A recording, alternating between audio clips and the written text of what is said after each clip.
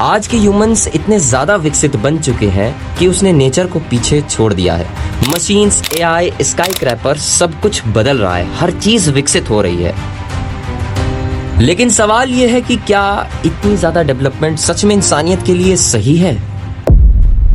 एक जीव जो सिर्फ कहानियों में था, जिसके वजूद से उसे जाना जाता था, वो अब वापस आ चुका है।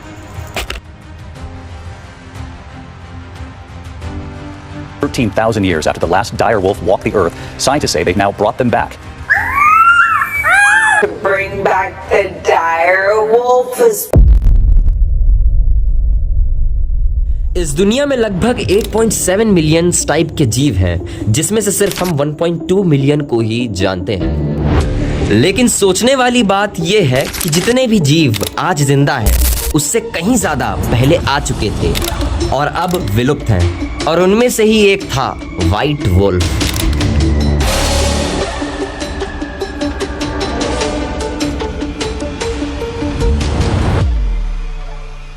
यानी कि तकरीबन 80,70,000 अलग अलग प्रकार के जीव, उनमें से सिर्फ 10,02,000 जीव को हम जानते हैं। लगभग 10,000 साल पहले धरती पर एक ऐसा जीव जो कि आज के वुल्फ यानी भेड़िए से भी ज्यादा बड़ा, ज्यादा ताकतवर और ज्यादा खतरनाक था। इसका नाम डायर वुल्फ है, जिसे हम अधिकतर व्हाइट वुल्फ के नाम से जानते हैं क्योंकि इसका कलर बेसिकली व्हाइट है। ये नॉर्थ और साउथ अमेरिका के जंगलों में रहते थे। इनकी हड्डियां फॉसिल्स के रूप में कैलिफोर्निया जैसे कई जगहों से मिली। इससे ये बात प्रूफ होती है कि ये सच में धरती पर मौजूद थे। अब बात यहाँ ये आती है कि आखिर आज से 10,000 साल पहले रहने वाला डायर वुल्फ यानी कि व्हाइट वुल्फ को फिर से कैसे जिंदा किया गया।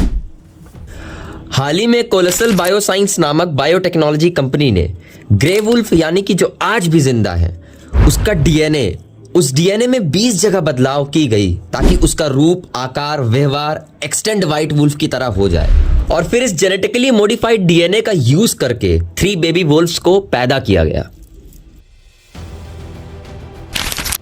और इन तीनों को नाम दिया गया रैमुलस, रैमुस और खलसी।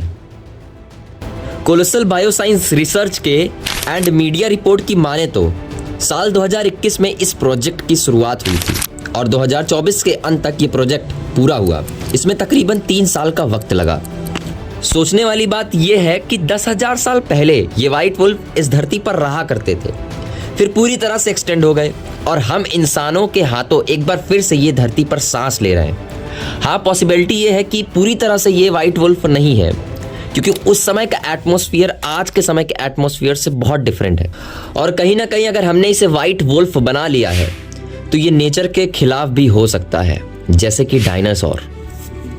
हाँ, ये रियल है कि कई सारे एक्सटेंट एनिमल्स को फिर से जिंदा किया जा रहा है।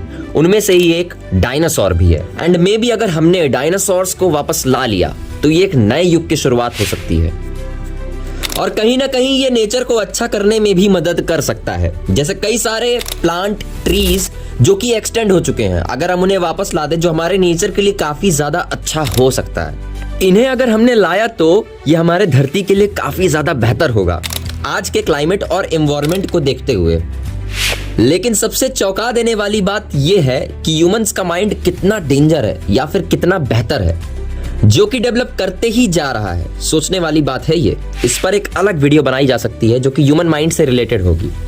नाउ मैं अब आपसे इजाजत लेता हूं। मिलेंगे किसी नए वीडियो में किसी नए टॉपिक के साथ। तब तक के लिए जय हिंद, जय Bharat. Thank you for watching this video.